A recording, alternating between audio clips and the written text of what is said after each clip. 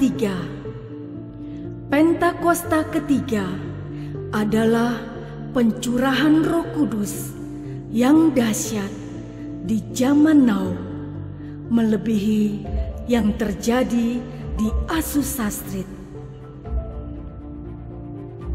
Pentakosta ketiga akan mengakibatkan penuaian jiwa yang terbesar dan yang terakhir sebelum Tuhan Yesus datang kembali. Pentakosta ketiga akan membangkitkan generasi Yeremia, yaitu anak-anak muda yang dipenuhi Roh Kudus, cinta mati-matian kepada Tuhan Yesus, tidak kompromi terhadap dosa, dan akan bergerak untuk memenangkan jiwa. Pentakosta ketiga lahir di Indonesia yang bergerak ke bangsa-bangsa. Gerakan ini dari timur ke barat dan akan kembali ke Yerusalem. Pentakosta ketiga akan memberikan kuasa untuk menyelesaikan amanat agung Tuhan Yesus, dan setelah itu Tuhan Yesus datang kembali. Amin. Shalom Bapak Ibu Saudara, kembali lagi bersama kami dalam ibadah online service GBI Taman Modern. Mari saya undang Bapak Ibu Saudara, kita siapkan hati kita mau memuji Tuhan. Haleluya. Apa yang tak pernah dilihat mata, yang tak pernah didengar telinga, yang tak pernah timbul di dalam hati, semua disediakan bagi yang mengasihi Dia. Katakan apa yang tak pernah dilihat mata, yang tak pernah kami dengar, yang tak pernah didengar telinga, yang tak pernah timbul di dalam hati, semua disediakannya bagi yang mengasihi Dia. Katakan Allah sanggup, Allah sanggup melakukan segala perkara, dulu, sekarang, dan selamanya. Kuasanya tidak berubah. Allah sanggup melakukan segala perkara, dulu, sekarang, dan selamanya. Kuasanya tak berubah. Jika apa yang tak pernah timbul dalam hati Allah sanggup sediakan, apalagi yang kita perlukan. Amin Bapak Ibu. Dia Allah yang hidup, Dia Allah yang sanggup.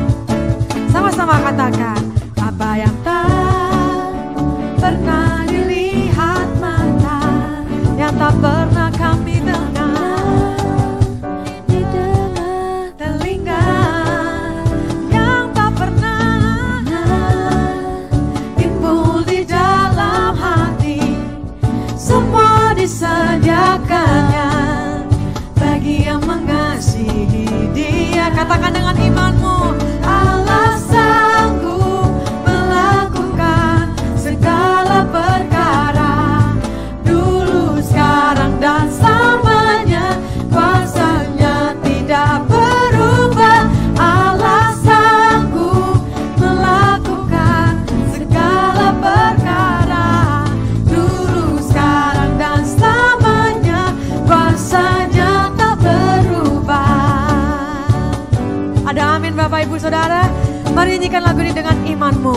Apa yang tak pernah dilihat mata, yang tak pernah kami dengar, didengar telinga, semuanya Engkau yang sediakan Tuhan. Timbul di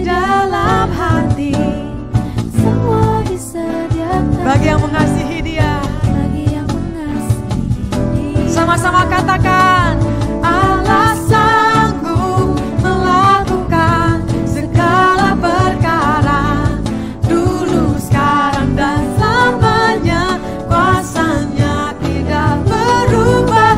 Allah sanggup melakukan segala perkara, dulu, sekarang, dan selamanya. Kuasanya tak berubah. Sama-sama katakan, Allah sanggup melakukan segala perkara, dulu, sekarang, dan selamanya. Kuasanya tidak berubah. Allah sanggup, Allah sanggup, yes, melakukan. Engkaulah Allah yang sanggup, Tuhan, melakukan segala perkara, dulu, sekarang, selamanya. Kuasanya tak berubah.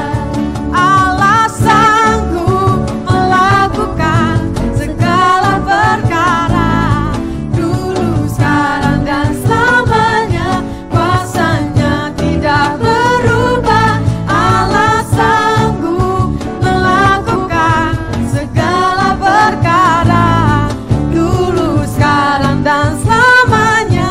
Kuasanya dulu, sekarang, dulu, sekarang, dan dulu, sekarang, dan selamanya. Dulu, sekarang, dan selamanya. Kuasanya tak berubah. Yeay.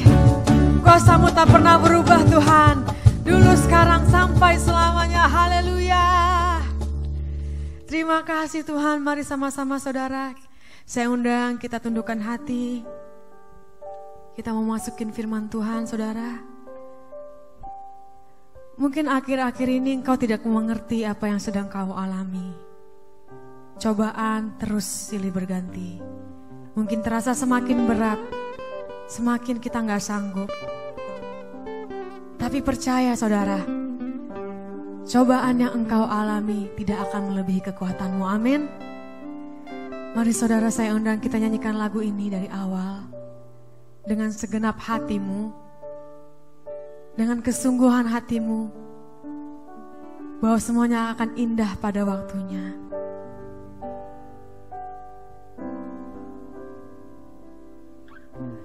Apa yang kau alami kini mungkin tak dapat engkau mengerti. Cobaan yang engkau alami tak melebihi kekuatanmu. Sebab Tuhanmu tidak akan memberi ular ketika kau minta roti. Tuhanmu tak akan memberi ular beracun pada yang minta roti. Satu hal, tanamkan di hati, indah semua yang Tuhan beri. Tangan Tuhan sedang merendam, amin, suatu karya yang agung mulia. Saatnya kan tiba nanti, kau lihat pelangi kasih-Nya. Mari sama-sama kita nyanyikan lagu ini dari awal. Apa yang kau alami kini mungkin kami gak mengerti, Tuhan, apa rencana-Mu.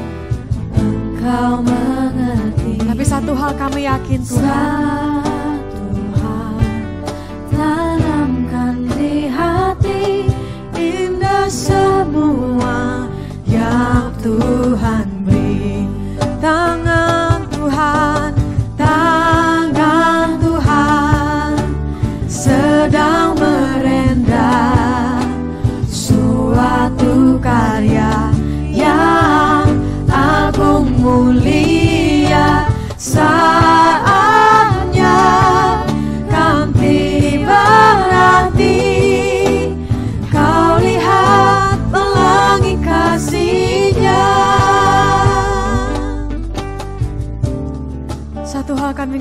mengerti Tuhan apa hidup kami ke depan. Tapi kami yakin Tuhan dari semua cobaan-cobaan yang kami hadapi, semuanya akan menimbulkan suatu pelangi yang indah, pelangi kasih-Mu Tuhan. Mari saudara yang di rumah atau dimanapun Anda berada, kita nyanyikan lagu ini dengan segenap hati kita. Amin. Mari sama-sama nyanyikan dari awal. Apa yang kau alami? Apa yang kau alami kini mungkin tak dapat engkau mengerti. Cobaan yang engkau alami tak melebihi kekuatanmu.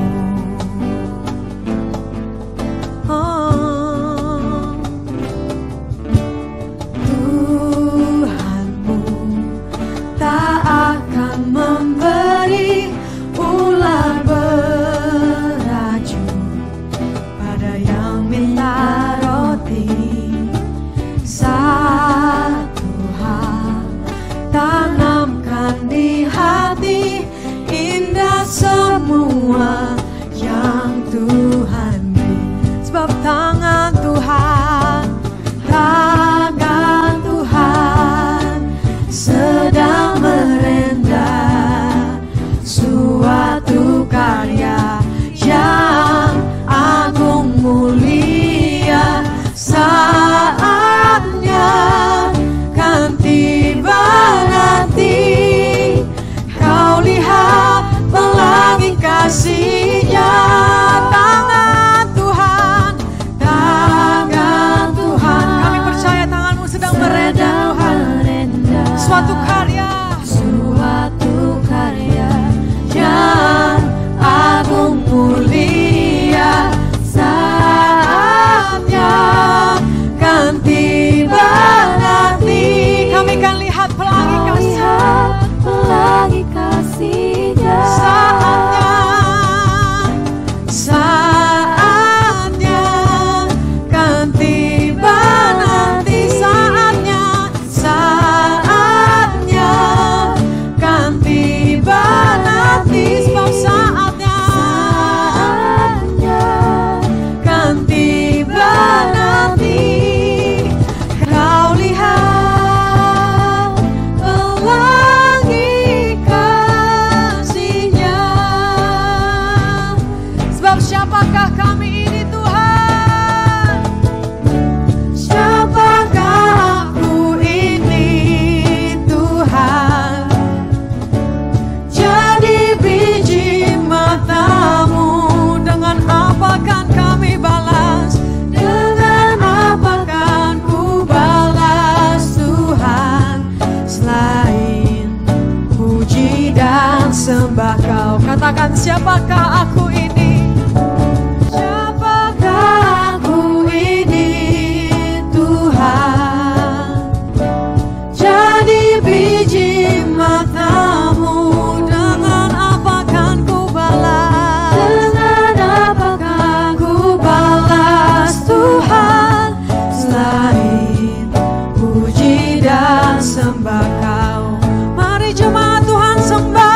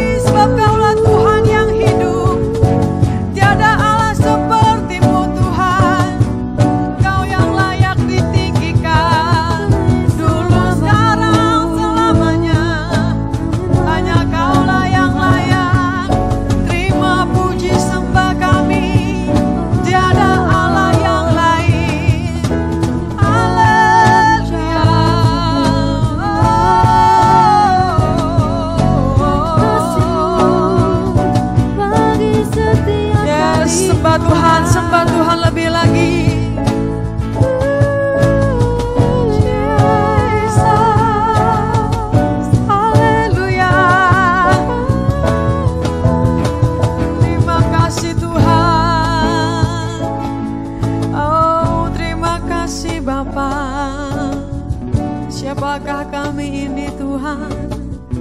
Kau anggap jadi biji matamu yang berharga. Siapakah kami ini? Kau perhitungkan, kau lindungi Tuhan dari segala pencobaan. Terima kasih Tuhan. Kami terlalu bersyukur Tuhan punya Allah seperti-Mu. Kami terlalu bangga, terlalu berterima kasih Tuhan punya Allah yang sangat luar biasa baik, yang menganggap kami yang hina ini menjadi biji mata-Mu. Terima kasih Tuhan. Terima kasih Bapa. Sebentar kami siap mendengarkan firman-Mu. Tuntun kami Tuhan. Terima kasih Bapa.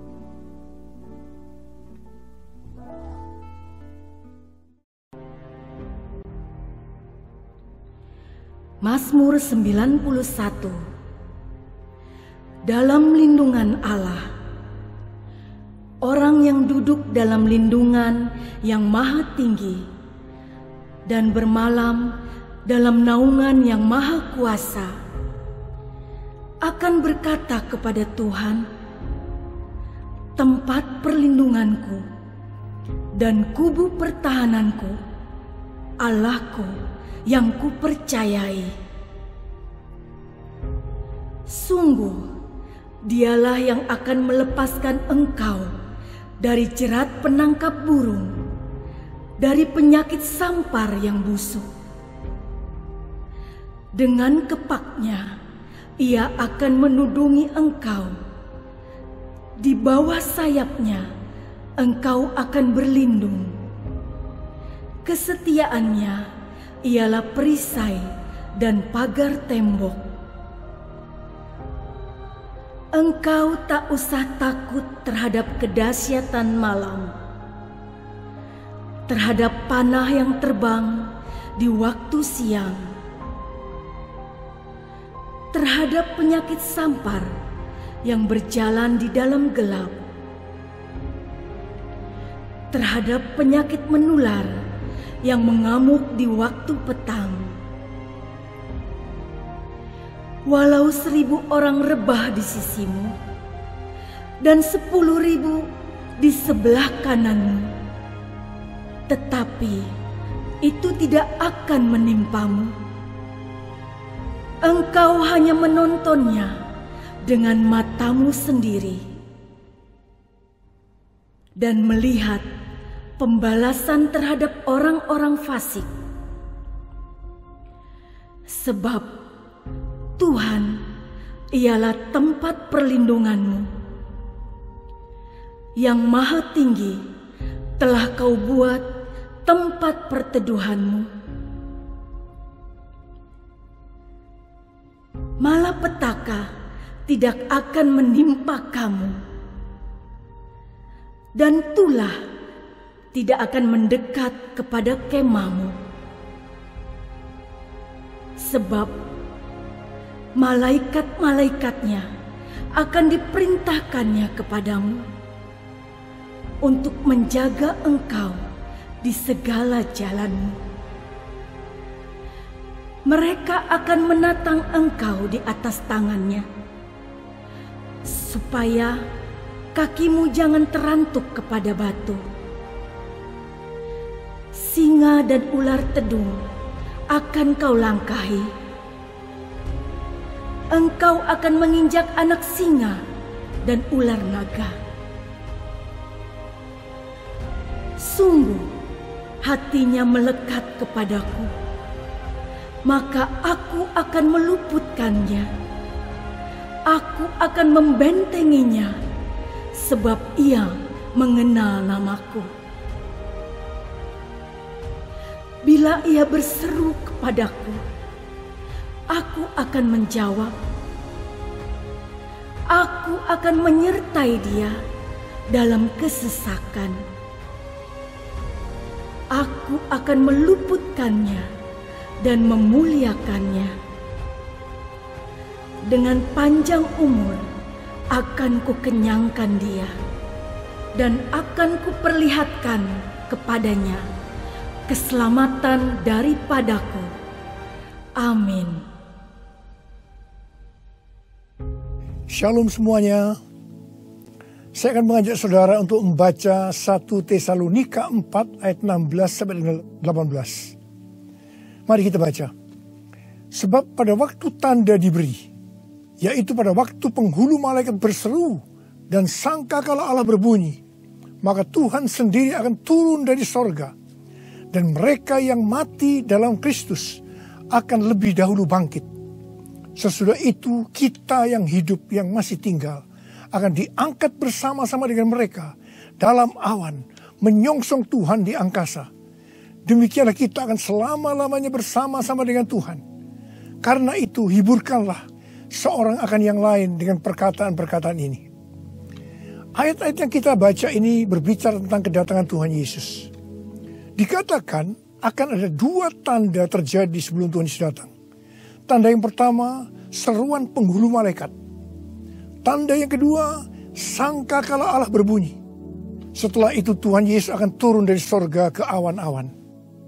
Ketika Tuhan Yesus datang di awan-awan, maka yang mati di dalam Tuhan, juga kita sebagai orang percaya yang masih hidup, akan diangkat untuk bertemu Tuhan Yesus di angkasa. Demikianlah kita akan bersama-sama dengan Tuhan Yesus selama-lamanya. Kata diangkat dalam 1 Tesalonika 4 ayat 17 diambil dari bahasa Yunani harpazo, yang memiliki padanan kata dalam bahasa Latin yaitu raptu, yang artinya diangkat terbawa atau diangkat ke atas. Peristiwa pengangkatan yang dijelaskan di ayat ini di dalam kitab 1 Korintus 15 menunjuk kepada pengangkatan gereja dari bumi untuk menyongsong Tuhan di angkasa. Yang terangkat adalah umat yang setia dari gereja-gereja Kristus, yaitu mereka yang menjadi serupa dengan gambar Yesus. Artinya yang terangkat adalah murid-murid Tuhan Yesus. Kebangkitan mereka yang mati di dalam Kristus, seperti yang tertulis dalam 1 Tesalonika 4 ayat 16, bukan kebangkitan yang sama seperti yang tertulis dalam Wahyu 20 ayat 4. Karena peristiwa dalam Wahyu 20 ayat 4 ini terjadi setelah Tuhan Yesus datang kembali, menginjakkan kaki di bumi, di mana Tuhan Yesus akan membinasakan yang jahat dan membelenggu iblis. Kebangkitan dalam Wahyu 20 ayat 4 ini berkaitan dengan orang yang mati syahid dalam masa kesengsaraan besar. Seperti yang tertulis dalam 1 Tesalonika 4 ayat 16, di mana orang yang mati di dalam Kristus dibangkitkan. Maka bersamaan itu pula orang percaya yang masih hidup, dalam waktu sekejap tubuhnya diubah menjadi tubuh kemuliaan. Kemudian keduanya akan diangkat bersama-sama untuk menyongsong Tuhan Yesus di angkasa. Kita akan bersama-sama dengan Tuhan Yesus dibawa ke sorga, dan keluarga-keluarga Allah akan berkumpul kembali. Haleluya. Tidak ada lagi yang namanya kesusahan. Tidak ada lagi penganiayaan. Tidak ada lagi penindasan. Tidak ada lagi kematian. Pengangkatan atau rapture ini akan membebaskan kita dari murka yang akan datang, yaitu masa kesengsaraan besar. Jadi kita tidak akan mengalami kesengsaraan besar. Haleluya. Terima kasih Tuhan Yesus. Janji Tuhan Yesus untuk datang kembali dan mengangkat gerejanya yang setia merupakan pengharapan bagi kita semua. Ini merupakan penghiburan yang utama bagi orang percaya yang menderita. Karena itu orang-orang percaya dari zaman ke zaman yang mengalami malapetaka, penderitaan akan selalu berkata, Tuhan Yesus akan datang segera.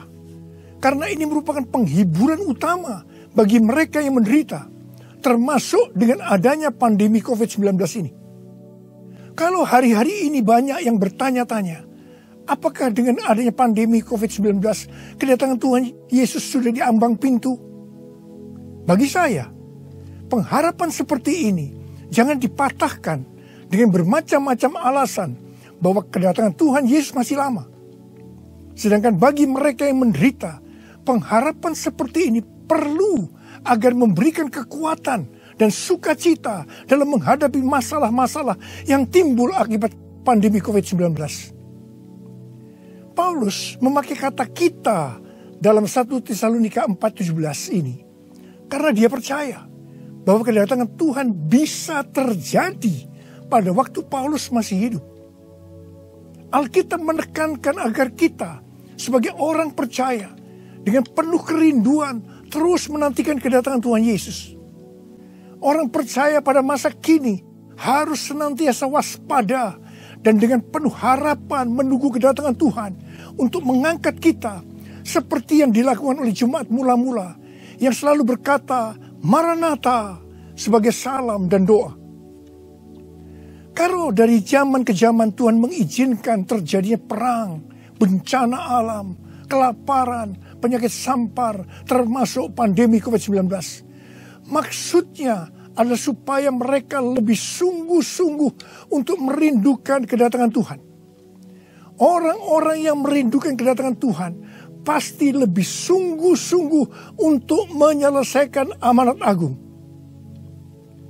Menjelang kedatangan Tuhan yang semakin dekat ini, kita diminta untuk selalu mengoreksi diri.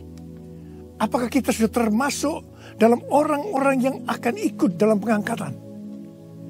Sekali lagi saya katakan, bahwa tidak semua orang yang mengaku Kristen ikut dalam pengangkatan.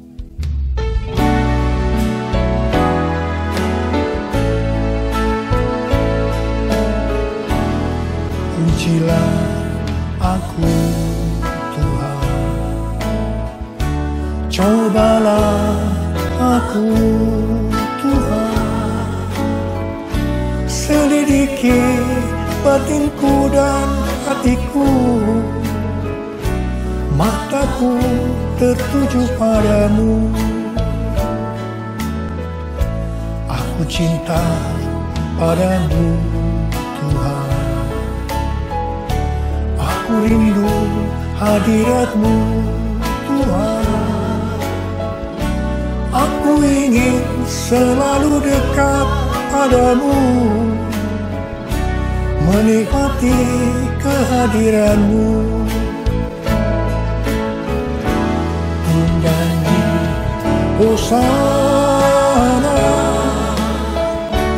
bagi Rajaku yang duduk di tahta.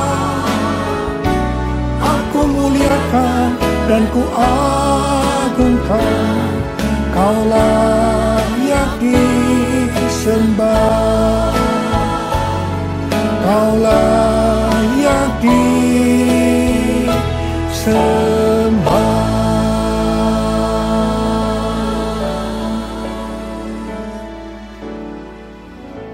Sesuai dengan perumpamaan Tuhan Yesus tentang seorang penabur benih, maka ada 4 tipe orang Kristen. Orang Kristen tipe pertama diumpamakan dengan benih yang jatuh di tepi jalan, dan datang burung-burung memakan habis benih itu. Tuhan Yesus menyebutkan ini adalah orang-orang yang mendengar firman Tuhan, tetapi tidak mengerti. Mereka mengikut Yesus, tetapi tidak dengan sungguh-sungguh. Dalam arti tidak berbalik meninggalkan dosa. Ini merupakan pertobatan yang tidak sempurna, yaitu pertobatan di mana seseorang mencari pengampunan dosa, tetapi tidak mengalami kelahiran baru. Jadi ini adalah orang Kristen yang tidak lahir baru. Orang Kristen yang duniawi. Orang Kristen yang hidup dalam kedagingan. Ini adalah orang Kristen yang tidak menerima keselamatan. Orang Kristen tipe kedua diumpamakan sebagai benih yang jatuh di tanah yang berbatu-batu, yang tidak banyak tanahnya. Benih itu bisa tumbuh, tetapi setelah kena matahari, dia layu karena tidak berakar. Tuhan Yesus menyebutkan ini adalah orang yang mendengar firman Tuhan, menjadi percaya dan bertumbuh. Mereka sudah lahir baru, tetapi kemudian mereka murtad karena gagal melawan pencobaan. Jadi ini juga merupakan orang Kristen yang kehilangan keselamatan. Orang Kristen tipe ketiga diumpamakan dengan benih yang ditabur di tengah semak duri. Semak duri itu tumbuh bersama-sama dengan benih yang tumbuh. Makin lama makin besar dan menghimpit benih itu sampai mati. Jadi tidak sempat berbuah. Tuhan Yesus mengatakan bahwa ini adalah orang-orang yang mendengar firman Tuhan dan bertumbuh. Tetapi dalam pertumbuhan selanjutnya, mereka terhimpit oleh kekhawatiran, tipu daya kekayaan, dan kenikmatan hidup, sehingga mereka tidak berbuah. Tuhan Yesus berkata dalam Yohanes 15 ayat 1 dan 2, "Akulah pokok anggur yang benar, dan Bapakulah pengusahanya. Setiap ranting padaku yang tidak berbuah, dipotongnya. Dan setiap ranting yang berbuah, dibersihkannya, supaya ia lebih banyak berbuah." Ranting yang dipotong akan jatuh ke tanah, lalu menjadi kering, dikumpulkan orang, dan dicampakkan ke dalam api, lalu dibakar. Jadi orang Kristen yang tidak berbuah akan kehilangan keselamatan. Kitab Wahyu 3 ayat 14 sampai dengan 22 merupakan pesan Tuhan Yesus kepada jemaat di Laodikia. Jemaat di Laodikia adalah jemaat yang kaya secara materi. Mereka berdagang emas, salep mata yang sangat terkenal, dan juga berdagang baju-baju. Dan mereka berkata, "Aku kaya, dan aku telah memperkayakan diriku, dan aku tidak kekurangan apa-apa." Tapi Tuhan Yesus berkata kepada mereka, "Aku tahu segala pekerjaanmu. Engkau tidak dingin dan tidak panas. Alangkah baiknya jika engkau dingin atau panas. Jadi karena engkau suam-suam kuku dan tidak dingin atau panas, aku akan memuntahkan engkau dari mulutku." Jadi, tipu daya kekayaan dan kenikmatan hidup akan membuat orang Kristen menjadi suam-suam kuku dan tidak berbuah. Itu akan dimuntahkan oleh Tuhan Yesus. Artinya, mereka akan kehilangan keselamatan kalau mereka tidak bertobat.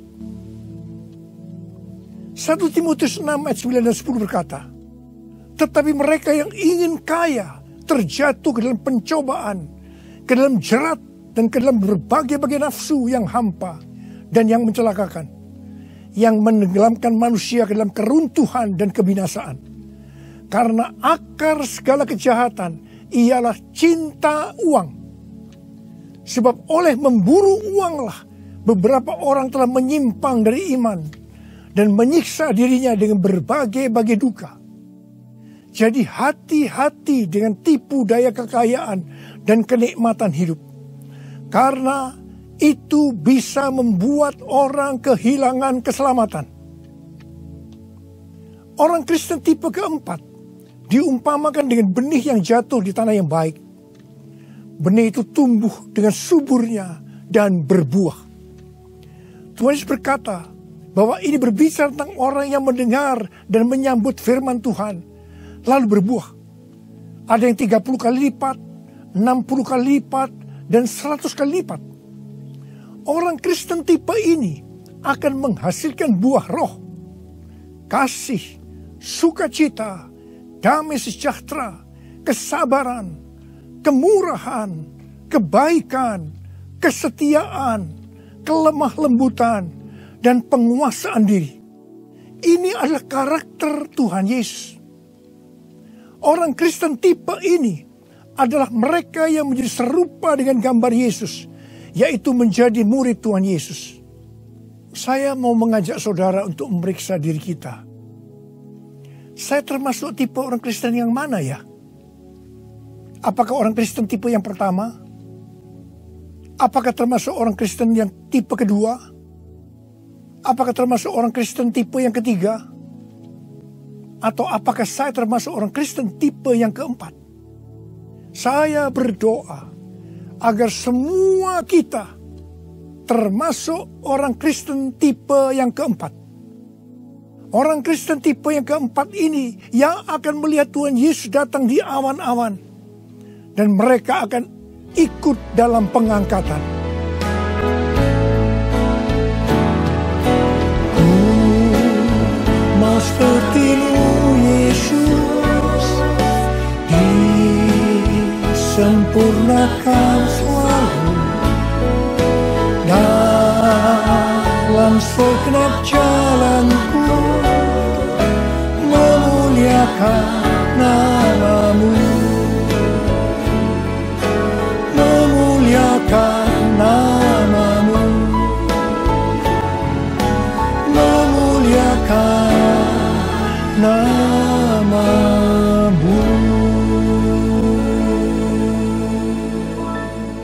Untuk menjadi serupa dengan gambar Yesus, mereka yang sudah bertobat dan percaya kepada Yesus sebagai Tuhan dan Juru Selamat akan masuk ke dalam proses pengudusan yang dilakukan oleh Roh Kudus dan firman Allah, disertai dengan proses-proses yang kebanyakan menyakitkan bagi kedagingan kita. Kevin Yesip, salah satu pendiri dan pemimpin dari gerakan doa di Amerika yang bernama The Return, pada tanggal 26 September 2020 yang lalu, berdoa di National Mall, Washington DC, dengan jumlah puluhan ribu orang.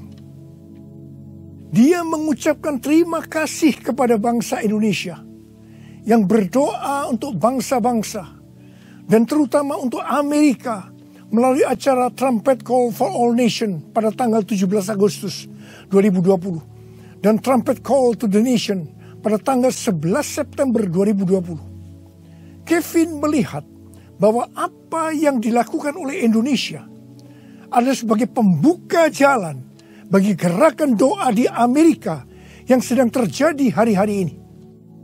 Kevin Yesip mendapatkan 3 hal untuk Indonesia.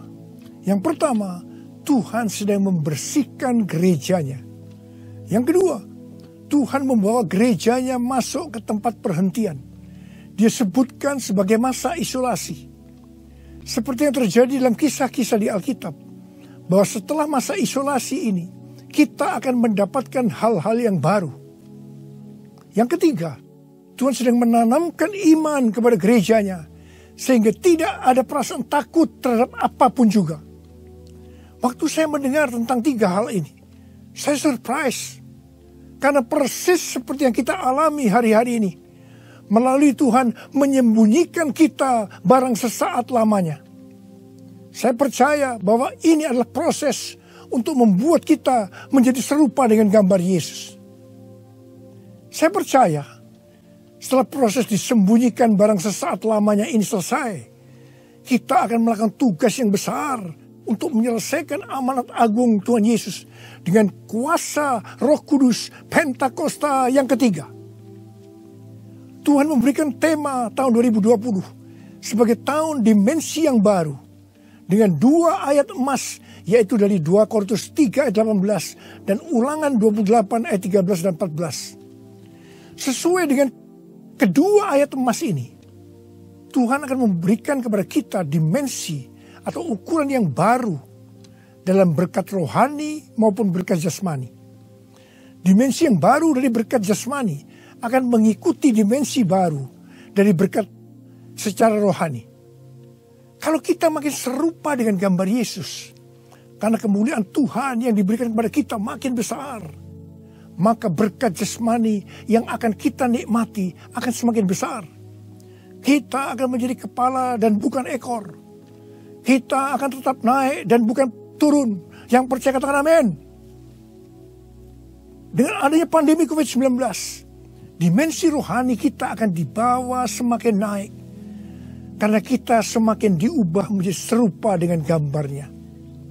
Sehingga seperti janji Tuhan Yesus, maka kita akan tetap dipelihara secara jasmani. Seperti dalam kondisi resesi ekonomi yang merupakan dampak dari pandemi COVID-19.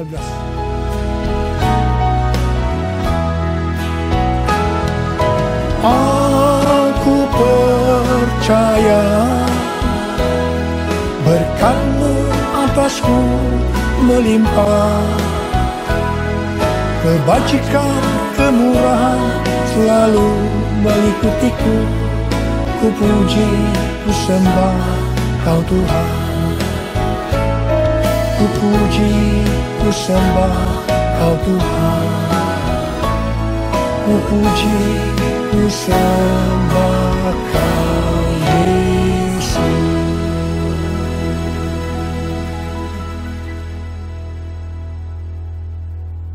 Paulus memberikan arahan dan nasihat kepada kita, orang-orang Kristen yang merupakan tanah yang subur, yaitu orang Kristen yang berbuah. Dalam 1 Tesalonika 5 ayat 1-22. Yang pertama terdapat dalam 1 Tesalonika 5 ayat 9 yang berkata, Allah tidak menetapkan kita untuk ditimpa murka, tetapi untuk beroleh keselamatan oleh Yesus Kristus Tuhan kita. Artinya pengangkatan akan terjadi sebelum murka Tuhan datang, yaitu sebelum kesengsaraan besar datang. Yang kedua, kita adalah anak-anak terang yang tidak tidur dan mabuk seperti mereka yang hidup dalam kegelapan. Tetapi kita senantiasa berjaga-jaga dan sadar. Yang ketiga, hormati orang yang mementor kita, yaitu yang mengarahkan dan menegur kita, juga yang menjadi bapa rohani kita. Yang keempat, kita harus selalu hidup dalam damai seorang dengan yang lain. Yang kelima, tegurlah mereka yang hidup tidak tertib. Hiburkan mereka yang tawar hati. Belalah mereka yang lemah. Sabarlah terhadap semua orang. Yang keenam, jangan membalas kejahatan dengan kejahatan. Hiduplah dengan baik dengan semua saudara seiman dan semua orang. Yang ketujuh, bersukacitalah senantiasa. Yang kedelapan, tetaplah berdoa. Yang kesembilan, mengucap syukurlah dalam segala hal, sebab itulah yang dikehendaki Allah dalam Kristus Yesus bagi kamu. Yang kesepuluh, jangan padamkan roh, dan jangan menganggap rendah nubuatan-nubuatan. Orang yang meremehkan nubuatan akan memadamkan api Roh Kudus. Meskipun nubuatan tidak boleh dianggap rendah, tetapi juga tidak boleh diterima sebelum diselidiki dengan cermat. Yang ke-11, ujilah segala sesuatu dan peganglah yang baik. Dan yang ke-12, jauhkan dirimu dari segala jenis kejahatan. Mari kita angkat tangan kita, nyanyikan lagu ini bersama saya. Hosana, Hosana, datanglah Tuhan Yesus. Hosana, Hosana, ku merindukanmu, ku merindukanmu.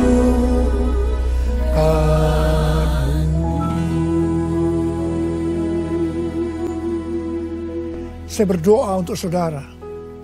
Semoga Allah damai sejahtera menguduskan saudara seluruhnya.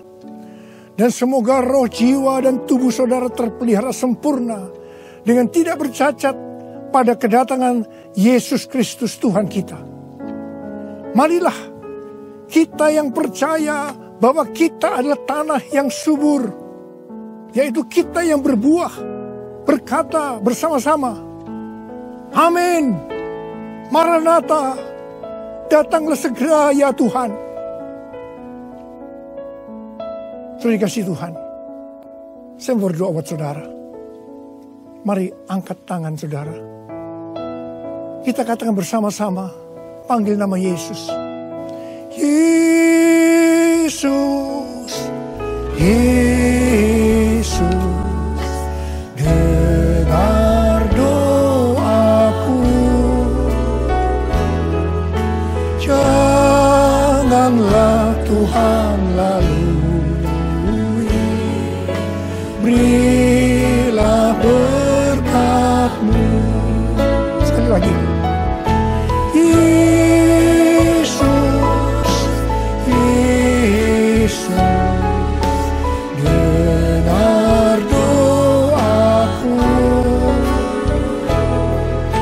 Janganlah Tuhan lalui, berilah berkat-Mu.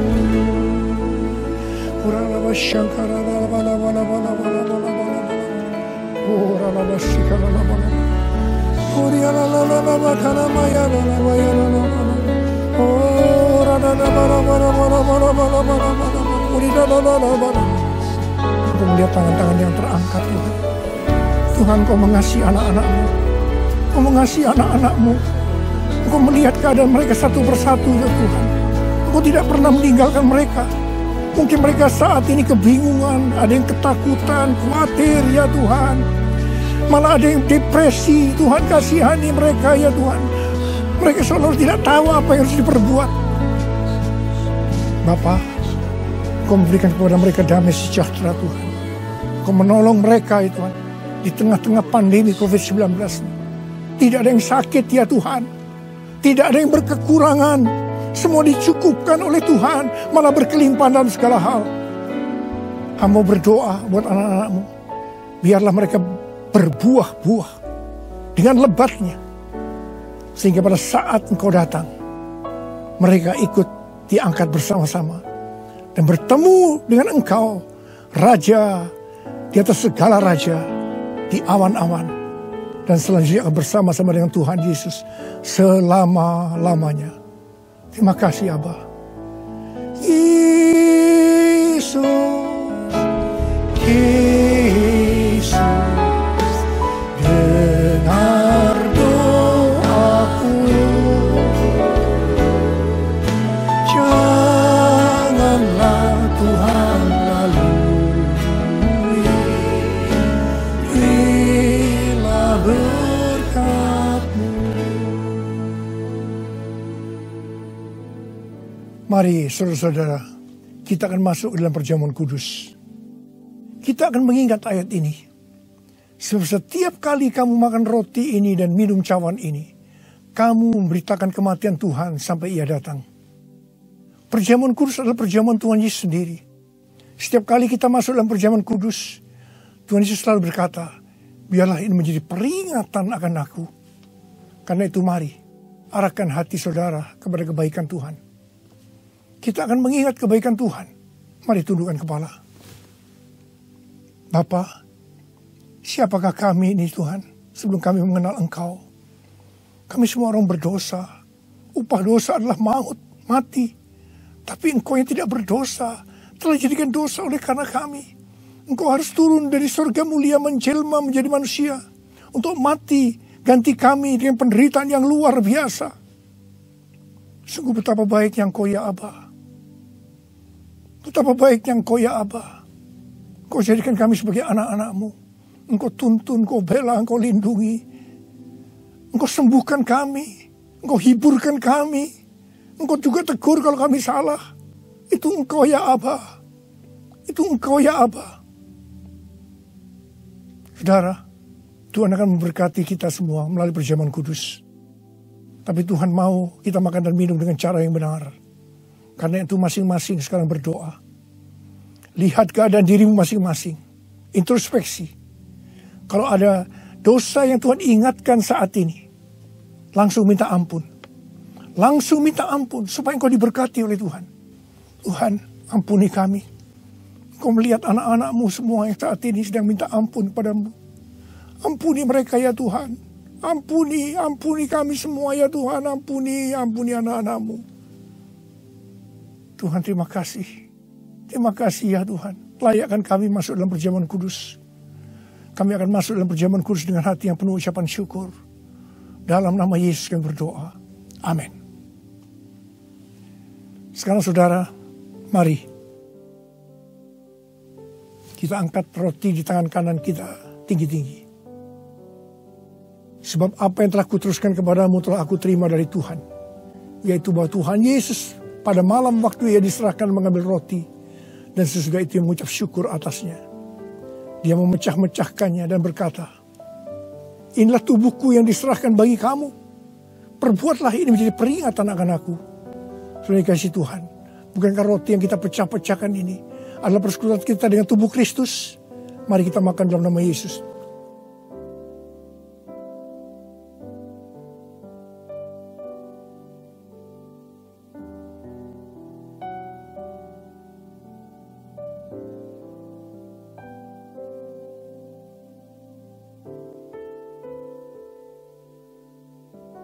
Sekarang angkat cawan di tangan kanan saudara tinggi-tinggi.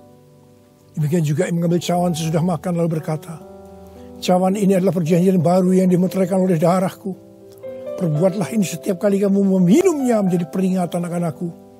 Setelah dikasih Tuhan. Bukan cawan pengucapan syukur, yang atas kita ucapkan syukur adalah persekutuan kita dengan darah Yesus. Mari kita minum dalam nama Yesus.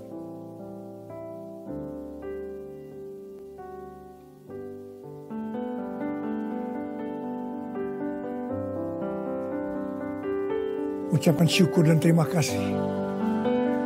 Ucapan syukur dan terima kasih dengan suara.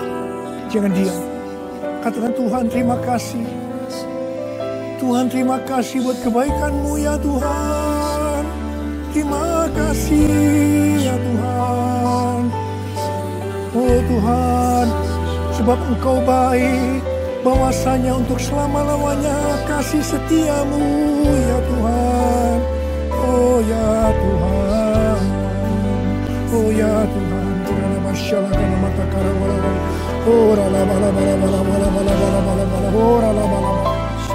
Kau baik ya Tuhan.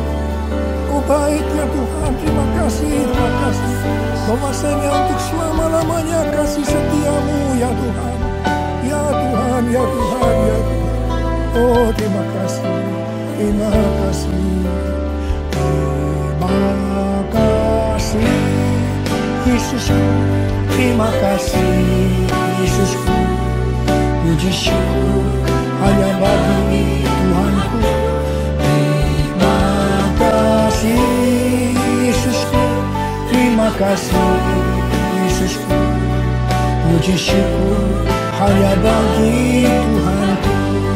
Terima kasih. Terima kasih Yesusku. Terima kasih Yesusku. Puji syukur hanya bagi Tuhanku. Terima kasih Yesusku. Terima kasih Yesusku. Puji syukur hanya bagi Tuhanku. Puji syukur hanya bagi Tuhanku. Puji syukur hanya bagi Tuhanku.